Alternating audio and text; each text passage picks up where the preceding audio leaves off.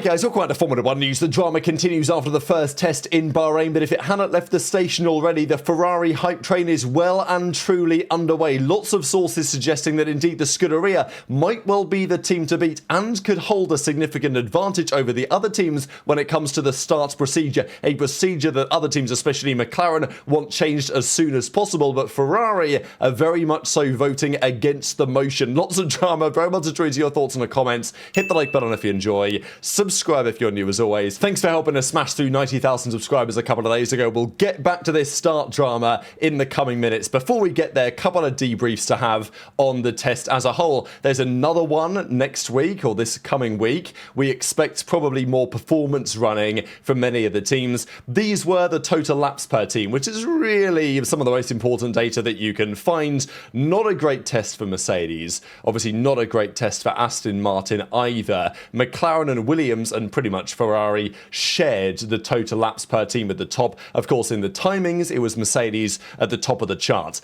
Speaking of Mercedes, this was Antonelli's fastest lap when compared to last year's pole lap. So Piastri put on a 1:29.8 for last year's pole, and as you can see here, the new cars are faster on the straights and they are faster on the straights, right? Like, it's pretty clear. Maybe out of turn 2, where there's a slight acceleration zone, they can gain a slight advantage as well. We know that some of the big drama over these last few days has been through turn 12, where the new cars are about 50 kph slower. What's remarkable about that is you might expect that the drivers are lifting off to achieve that, because the cars aerodynamically, this year's iteration, they can definitely go faster than they are. But no, the drivers are actually full throttle. And what is very interesting and confusing about this is that there are many instances already that we are seeing the drivers are harvesting energy, but they're actually at full throttle. It's not lift and coast in the traditional sense. The boys on the pit wall, and potentially the driver as well, are setting things such that they have the throttle mashed to the floor, but most of that power is going to the wheels. A part of that power is going straight to the MGUK to charge up the battery. So that's what's very confusing, even from the fan perspective watching it, is they're charging the battery with the throttle application, and they're diverting some of the throttle application in turn 12. This is what's happening. Some of that throttle application is going to the MGUK to make sure that they're ready to come out of turn 13, which is why Alonso says that the chef could drive the car, because they're far from at the absolute limit through that corner. But they understand that that is the quicker way to get around the lap. And that's what's somewhat concerning about this image. You look at this image and you think, okay, well, probably Antonelli is in a similar ballpark, right? Maybe he's a second off. But you compare this and you think, well, presumably the lap times between Antonelli and Piastri are reasonably similar, no? The actual difference between the two laps was near as makes no difference, 4 seconds between Antonelli's fastest lap on Friday and what Piastri did for pole last year. That just goes to show how much the new cars are losing in the corners. And it's not even that they have less downforce, which they do, and therefore they're slower. But they're going slower deliberately through the corners in order to harvest energy, right? Which I think is the frustrating part, because we want to see the cars at maximum attack, but actually they're deliberately holding back in the corners so they can go faster on the straights. Probably not the optimal solution. We don't know what we're going to be in for this year. There is an argument that it's going to be so bad that it pushes us as quickly as possible back to naturally aspirated V10s or whatever with sustainable fuels. That is probably, hopefully, going to be something similar to what the next regulations look like. The reality is, it might not be all that bad. There might be some positives. I just think from a viewer, it's going to be very strange. There was some talk today that Verstappen's very controversial, well, not really controversial, comments to the media, controversial from the perspective of Formula 1. Apparently drivers agree with Max in large part, but they don't want to say it. Formula 1 doesn't want them to say it. The teams don't really want them to say it. Obviously, Max doesn't care. It's not the end of the world for the cars. I mean, it might be pretty bad. Russell says they're at least nicer to drive. They're smaller, they're more agile, potentially more racy. But the problem is, will we be doing any racing, or will it just be battery management simulator and any overtakes happen on the straights? So, not ideal. Speaking of the engine and the straight line speed, Red Bull powertrains with Max had the fastest of anyone at 344. Then Ferrari, then Mercedes, then Honda, or then Audi, then Honda. Honda down at 326. Which is, yeah, not great compared to where the big boys were in theory. But again, Red Bull with a significant step above their rivals in terms of pure straight line speed. There's multiple factors that go into this: deployment, engine modes, drag level of the car in general, what type of downforce they're running, all these factors. But the reality is that all the other teams said, certainly Mercedes-powered teams said, Red Bull are the team to beat when it comes to their power unit. There is more to say on that in a second. The other piece is on Aston Martin. Wanted to spend a couple of minutes talking about what is going on and what is going wrong over there. They were doing a filming day again today, so just to get some more running in with their car. The feeling from some of the journalists is they're currently the 10th fastest team. Maybe better than Audi, maybe better than Cadillac. You know, those would be the other backmarkers in theory. Newey, though, has detected the aerodynamic problem and has a solution. There was talk even from Ted Kravitz that he'd sat down with the team and said, look, we're not in a good spot for various reasons, but we know what we're going to do to get out of this. We know what the issues are. We can solve it. Really, they're targeting second half of the year to try and actually make a good car. That's how it appears. They also need work on their engine. After the 6th race, they should be able to gain some advantage from the additional development and upgrade opportunities, the ADUO. That's also part of their plan. But also these boys agree Red Bull have the best engine. And that is also what Mercedes and McLaren and Williams and all the Mercedes power teams have been adamant about in recent days. Apparently there will be improvements. It might not be for Aston totally the end of the world, but there is a lot of progress they're going to have to make and fast. Apparently Lawrence Stroll is not the happiest man with Honda. There's already been a clash there with whom there are cultural differences, not surprised. So could it be an absolutely classic Fernando Alonso situation? I wouldn't say it's impossible at all. Now, there is a rumour that the new Aston Martin is near as makes no difference 40 kilograms overweight, which would be insanely heavy in theory compared to the minimum weight at roughly 770. For them to be way over 800 would be bad. Apparently, they have to reduce the engine power because otherwise the gearbox will destroy itself. That seems to be the limitation. So they're running into a number of limitations, but 40 kg in theory. Now, Kamal says he's not sure if it's actually 40. He says he hadn't heard a figure on this. In the replies he says, by the way, I'm not saying the car is 40 kg heavier. I haven't heard anything like 40 kg myself, but it's definitely heavier than it should be. The talk a couple of years back was like 10 kilos is roughly 3/10 a lap. So 40 kilos would be, what? I mean, even 1.2, maybe even in these regulations more than that. It would be at least a second, if not a second and a half, maybe more in terms of lap time on pure weight. That is a problem. And apparently the problem of the weight, which is an issue, it might not be 40 kg, but it's certainly something. It might not come from just the chassis. It's a weight problem with the chassis and the engine and the gearbox and these other things, and it's kind of tough, isn't it, to get the gearbox to work better if you've also got to try and make it lighter. But the point is, Williams are also quite heavy. Maybe in a similar kind of ballpark, as we'll discuss in a second. But that weight is on the chassis because of the crash test that they failed and all this. So theoretically, Williams have a shorter runway to making a more competitive car than Aston Martin do. That's as we currently understand it. Apparently, Williams is losing 7/10 a lap because of their weight. So again, we talked about this kind of weight drama. The team submitted those technical documents with the weights which were effectively at the minimum, and many people were wondering, is that really true? Turns out no. And as I say, if 3/10 is 10 kilograms, then 7/10 you're talking, let's say 22 kilograms or something in that kind of ballpark, and not a million miles away from the rumour that they were 25-30 kg overweight, right, which was dismissed by some at the time, but seems to be pretty reasonable right now. But the other report was that they have twice the excess weight as the second team with the most excess weight. So, I don't know, maybe Aston Martin aren't as bad as it appears, or more than likely, nobody really knows 100% what is going on. And there's also some other potential positives. Currently, the Aston is like 4.5 seconds off the pace, but maybe 1.5 of that is weight, and a good 2 to 3 is on the engine not being able to run where they want it to. They're very restricted by the gearbox and all that. So, the feeling is that Aston Martin, with a few months, can be not terrible, but right now it's terrible. So yeah, not ideal. Red Bull, they've got an upgrade on the way. There are plenty of upgrades on the way for every team, every weekend, basically, for this season. Development will win this championship. And that is the discussion with Ferrari, that yes, their car right now looks pretty racy. But will the upgrades work this season?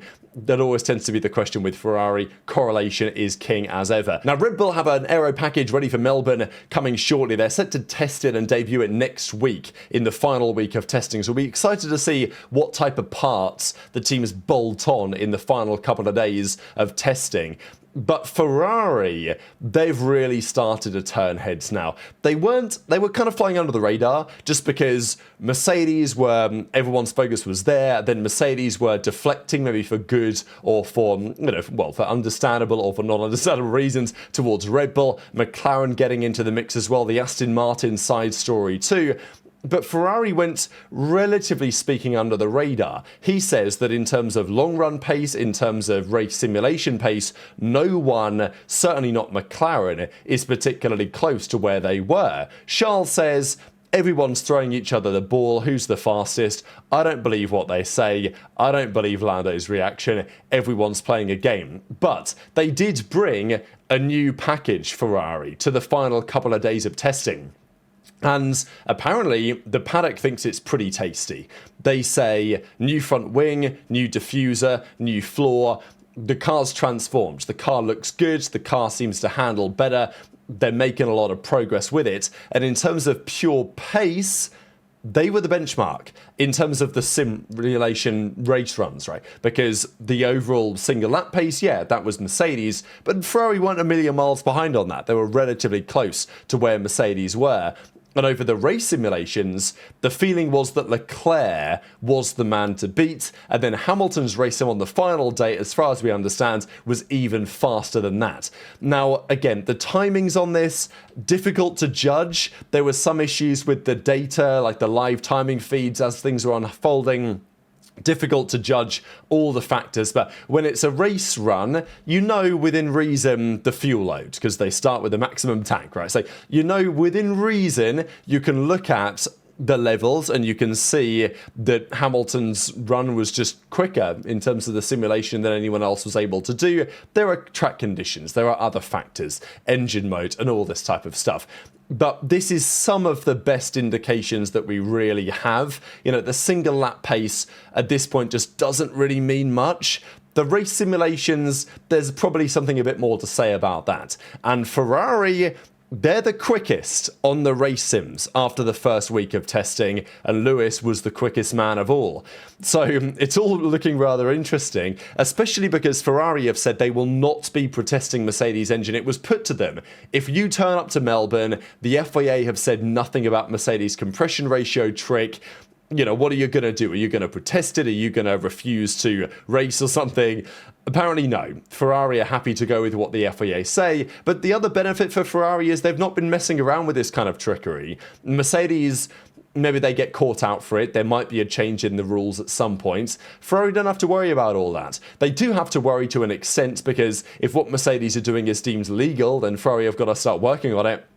More than likely, whatever Mercedes are doing will be deemed not fair in the near future, and they'll probably make a change that prevents it from midway through this season or from the start of next season, which means Ferrari don't have to stress too much about it. It could be a performance deficit for sure, but also there are other areas where Ferrari look currently particularly strong. Now, James Vowles is also clear when it comes to this engine stuff. We as a sport have to be careful. This is not a balance of performance series. I'm sure the other teams are pissed off they weren't able to achieve what Mercedes did, but we also need to take care. I hope sense prevails and that we as a sport recognise that we are here to be a meritocracy where the best engineering solution wins as the result of it. So it is funny what you find. You ask Ferrari, they will say, oh no, we definitely need a level playing field. You ask any of the Mercedes powered teams, they'll say, I don't know what you're talking about. Mercedes have just engineered better than anybody else has. So that debate will continue. But the big drama towards the end of practice testing was these practice starts. So we had about 7 cars here line up on the grid and then pull away at varying different times. And well, you can see here in the video, first of all, Colapinto, actually just before this, Colapinto Colapinto nearly stacked it and went into the wall on the left-hand side. And then the lights go on. Again, this and the lights go out, so you're expecting everyone to pull away. Now, of course, when they do a practice start, they don't usually do this. Not everyone usually goes at the same time. Usually the drivers wait for the guy in front of them to go. If you're caught up into it, you can't go right now. First of all, your tyres are dirty, but also you've got to wait for the other guys to get underway, right, just in case something happens. Anyway, you get a number of drivers that pull away. And, well, there's still 4 of them there that are left stuck. So you get the Cadillac, the Mercedes, the Red Bull, they pull away. But all the other gentlemen are still stuck there on the start line. And then the Williams is off and all this. So it wasn't a great look, to say the very least. And as a result of that, there was some discussion. I showed you guys the clip yesterday of the Audi doing the startup procedure. There's no MGU-H anymore. That means that turbo lag is back, and it's back in a big way. The driver can't use the battery until he's at like 50 kilometers an hour. So you need to get the turbo spooled up. You need to get the revs in the right range. You need to get the battery primed. And if you mess any of those things up, you're probably going to have a terrible start. And we will see, I'm sure this year, more problematic messed up starts than we have in previous years. There's more complication than we have had before. Now, Matt Koch confirms that, look, that was not some crazy development where 4 of the cars stalled and they couldn't get it off the line. Like, no, that some of them were planning to go when the lights went out, some of them weren't. So it wasn't as bad as it looked, but it wasn't a good look for sure. And he goes on to describe that for these new cars, you need roughly 15 seconds to get the car ready to go, to get the turbo at the right level. We saw that with the Audi launch. It takes 10-15 seconds. Now, this is an issue, right? Because the last car pulls up, and usually as soon as the last car pulls up on the grid, the bloke walks around with the green flag, and the lights start going on, and, 5-6 seconds later, you're off and the Grand Prix has got underway. Now, for the guys at the front of the grid, might not be the biggest deal, right? Their engineer says, okay, the third car is now on the grid, let's start spooling it up, then by the time everything's ready to go, you're probably fine. And if Ferrari are qualifying and the other teams are qualifying near the front, might not be a big deal. You might argue it will affect the teams at the back the most, because if I've just pulled up to the grid and I've now got 5 lights on, now, I've got to take 10 seconds to spool up the turbo. It's not really ideal, is it? So there has been some discussion on what to change here. But what we do know for a fact is that these type of situations can be very dangerous. If you have cars commonly stalling, having issues on the grid, and you've got cars accelerating very rapidly as they do in Formula 1 or even in the junior series, and they're unsighted and they slam into the back of someone, we've seen deadly incidents like that in the past. So safety on this one is a very valid concern. But also what's valid is that Ferrari say, look, we told you guys about this a year ago and you did nothing. So we took matters into our own hands and now you're crying about it and you want the rules changed. So Andrea Stella said a couple of things. I'll link the entire article as ever from Auto Racer down below. But he says, we've got to intervene. The race recently discussed concerns about starts and the possibility of adopting changes to the starting procedure. An attempt was made, but Ferrari opposed it after the Scuderia previously raised the issue but received no response. According to Stella, we need to ensure the starting procedure allows all cars to have their power units ready because the grid is not the place where you want slow starting cars. Fair enough, but Ferrari will say, look, we told you guys about the issue with this turbo lag and the removal of the MGU-H a year ago. Now look, at the time that was theoretical, sure, but at the time their concerns were dismissed. But Ferrari knew this was going to be a problem. So apparently they have designs into their power units a way that makes that less of an issue. The turbo lag for Ferrari is reportedly less of a problem at the start than it is for the other teams. Ferrari knew what was going to happen. They were ahead of the curve.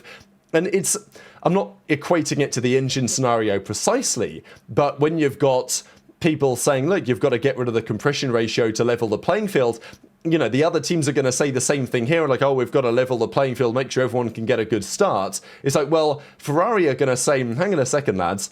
We prepared for this, we innovated, we engineered a solution. And now, we've got an advantage because of that potentially, and now you guys are crying about it. Now, again, safety is a high priority, so it's difficult to say no to that, and the general feeling, as Matt pointed out a second ago, is more than likely they will increase the time of the start process. And they will say that from when the last car's on the grid, they're going to give it an extra few seconds or something for the cars to get ready to go. That would be a simple solution that would make things safer on paper, but also it would be frustrating in a way for Ferrari if they've worked very hard and they have an advantage in this sense, and therefore Ferrari are not going to vote against it. They're going to say, look, we gave the warning, you guys ignored me at the time, so we've found a solution and you guys have got to deal with it. So that's Ferrari's position. Totally understand it. I do wonder, if they do change the rules, what will Ferrari do? Right? Is there still an advantage to be gained? Because even if they do have extra time for the other teams to spool up their engines, maybe there's still some advantage Ferrari can gain from this. The reality is, Ferrari seem pretty well prepared. For race starts, they currently look like they have an advantage, at least in some capacity. Again, if you're like qualifying on the front row, I can't see how relevant this is going to be, but it still should make it much easier for the drivers. They should be getting good starts more consistently. I think we're going to see a good percentage of driver starts this season which are just bad and cause problems for teams and for their own race. If Ferrari have that less frequently, then it's a big advantage for them over the course of a season. So Ferrari have a fast car. It's very reliable. That's the other thing I didn't really mention in this video, but it's absolutely one of the most important factors, that it looks like their car has run 4,000 kilometers on a single power unit. They had a very good test with basically the most laps of anyone in Bahrain week 1. Their lap times over the long runs were as quick as anyone, if basically the fastest that we saw. And they've also got this advantage on the start. So look, and they've got an upgrade which seems to work. So look, it is what it is. The Ferrari hype train is well and truly leaving the station, choo-choo, all aboard. We'll see how it really goes. This week is going to be very interesting, of course, and Melbourne is where we get our proper answers. So very much interested in your thoughts in the comments. Hit the like button if you enjoyed. Subscribe if you're new. Take care, and I'll see you next time.